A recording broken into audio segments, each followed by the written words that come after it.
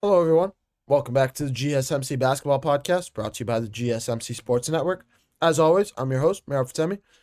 Getting into our last segment here, we're going to talk a little bit about DeMar DeRozan. He had a little bit of an altercation with a just with a fan in a restaurant. We're going to talk a little bit of what happened there, as well as some news that came out about him over the weekend about his future in Sacramento and what he decides to do as we move forward with this as we move forward into the off season here. Um, I'm trying to quote him on something, but I don't think I'm going to be able to find that quote. Overall, regardless, we're going to talk DeMar DeRozan getting into an altercation with a fan over the weekend. Basically, a fan putting up a flashlight in his face while he was at a restaurant. There's a clip on floating around online of this. There's actually two clips. I think there's one from an aftermath of the fight, or after the fight started, and also a clip of before the fight happened and what actually transpired to start that fight. It was at a sushi restaurant. Basically, somebody put a camera or a flashlight in his face while he was sitting down at a table, just pretty much screaming, barking at him, um, just overall, just saying a bunch of nonsense. I can't. There's a lot of stuff that I can't fully speak on and quote what actually was said, just because of profanity and whatnot. But overall, DeMar DeRozan, just hearing it from fans, we saw it, just whether that's because of his performance with the Sacramento Kings since the trade from the Chicago Bulls or whatnot, missing the playoffs, losing in the play-in tournament to the Dallas Mavericks. Regardless of what it may be, you can't go up to a DeMar DeRozan like that as a fan or as a player, regardless, and show up in his face and do something like that. It's just not right overall. And DeMar DeRozan, obviously, very rightfully, or not very rightfully, but ended up fighting him, swinging hands, uh, throwing punches back and forth with the guy, and the two needed to be separated when it was all said and done. There was one last quote that I'm going to say right after it was said and done. After the altercation, the fan said, "Don't meet your heroes' kids." That's obviously when you say something like that, that was the aftermath. That was what he said after the altercation, as he was walking away. If that's what he's saying after the fact, that puts into perspective what he said to DeMar DeRozan. He was speaking on his family, and any father that's in here that I'm nowhere near that, so I don't understand that standpoint. But you hear it time and time again that you can't speak on a person's kids, and you can't speak on a person's family, speak badly about a person's family without that person getting incredibly upset. So I think that's what happened with DeMar DeRozan here, and he just got he got emotional, and that's it. It is what it is. It's not a bad thing. Doesn't hinder. It doesn't give DeMar DeRozan a bad look by any means, I don't think, but it still deserves to be talked about and whatnot. Especially, I wouldn't be talking about it if there wasn't a little bit of news that came out about the Sacramento Kings. We'll stay with DeMar DeRozan here. He's vocalized that he does not know what his future entails, whether he stays with the Sacramento Kings, whether he moves on. I personally think it wouldn't be a bad idea if he moved on. There are a lot of teams out here that are looking for veteran talents, whether that be the Orlando Magic, whether that be, say, the Detroit Pistons, the New York Knicks, the Minnesota Timberwolves, just a team that needs another role player. I think DeMar DeRozan is still a great scorer, or maybe not great, but he's still a good scorer. He can still average about 15, maybe not 15 is a bad number, 18 points, 6 rebounds, and 4 assists a game. His assist numbers are kind of low just because he's more of a shooting guard kind of player, more of a pick and pop kind of guy.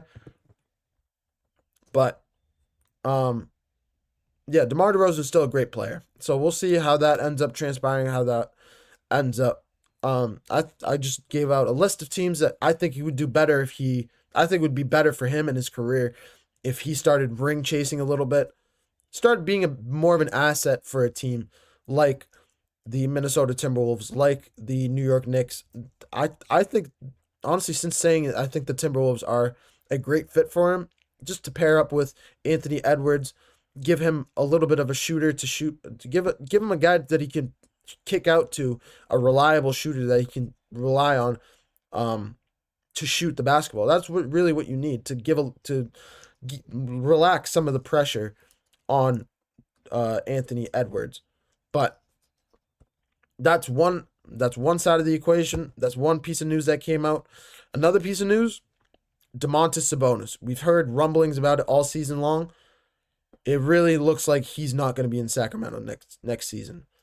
There are some rumors that he might return to Indiana to have a reunion there. That's the favorites right now in terms of his landing spot. But I do think there's also another plethora of teams that could take him. I think whether you could possibly, well, I think he might be a free agent this season. I don't know 100% on that one. Um, if he's under contract and he's going to request a trade out, I think the New York Knicks should be all over this. If I'm the New York Knicks and Domantas Sabonis is available, I would not hesitate to send them an offer with Karl Anthony Towns involved for Domantas Sabonis. I don't know if they would do it straight up like that. Maybe do a Karl Anthony Towns and just throw in a role player, throw in a Landry Shamet and maybe like a second round pick. Do something, because I think Sabonis would fit this team so well from a rebounding standpoint, from a grit standpoint. Would bring back that grit that Julius Randle brought to the team. He's a younger version of Julius Randle. He's taller. He's a better shooter. He's a better defender. I think Domantas Sabonis would be a great fit on the New York Knicks. Paired up with Mitchell Robinson in the post, I think he would be great. He would be a great fit on the New York Knicks. So that's my number one place. If I'm Domantas Sabonis, that's where I ask to be traded. And if I'm the New York Knicks, that's a player that I look at and say, maybe that could be a great option for me to possibly trade for him. But that's neither here nor there.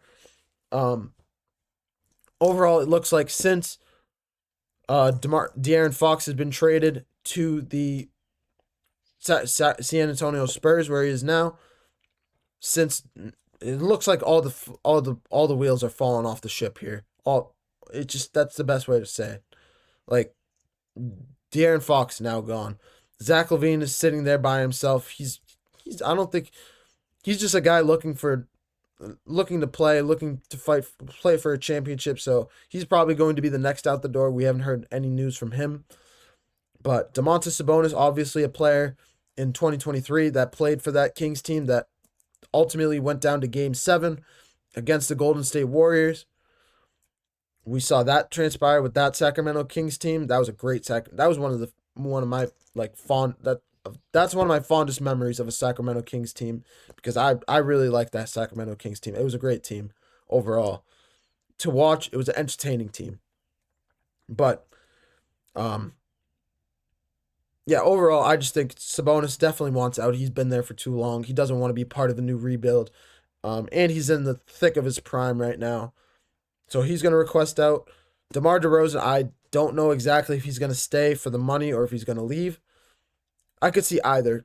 There's arguments for either standpoint here. I think he's probably going to leave. He's going to request a trade out. But obviously I'm not him. He stayed in Chicago for a few years. He stayed in Toronto for an extra couple of years. We'll see what he ends up doing. But yeah, overall, that's the state of the Sacramento Kings. The Sacramento Kings really falling here, not looking like a playoff contender over these next few years. It'll be interesting to see what they end up doing with a new GM and standpoint, with a new GM there after firing I talked about it last week, firing their GM, and we'll move from there. What's next for this Kings team? But yeah, that'll just about do it for me here. Another unbelievable show. I know at the tail end here we kind of got into some topics that are a little bit drier, a little bit less entertaining, not as much to talk about. more of a number standpoint and more of a guessing if that blah, blah, blah.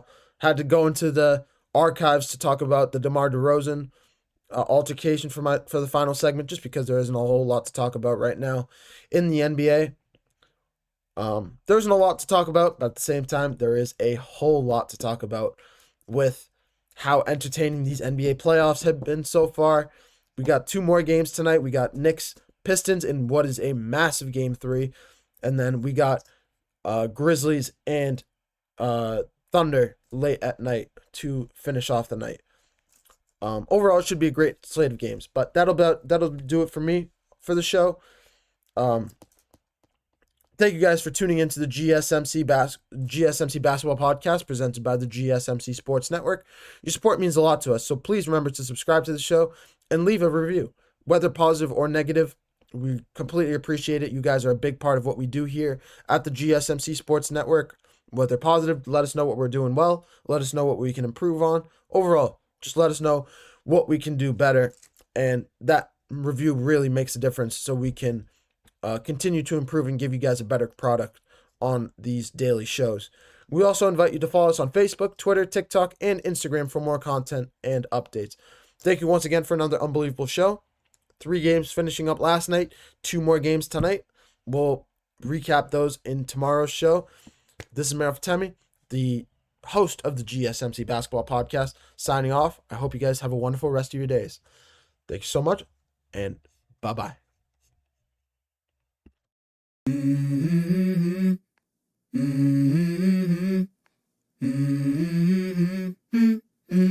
Let's go. I wake up to a little bit of drool on my pillow, feel like it's gonna be a bad day. Yeah, I'm tired of shit, and the coffee ain't hit yet, damn, ain't that great. I don't wanna go to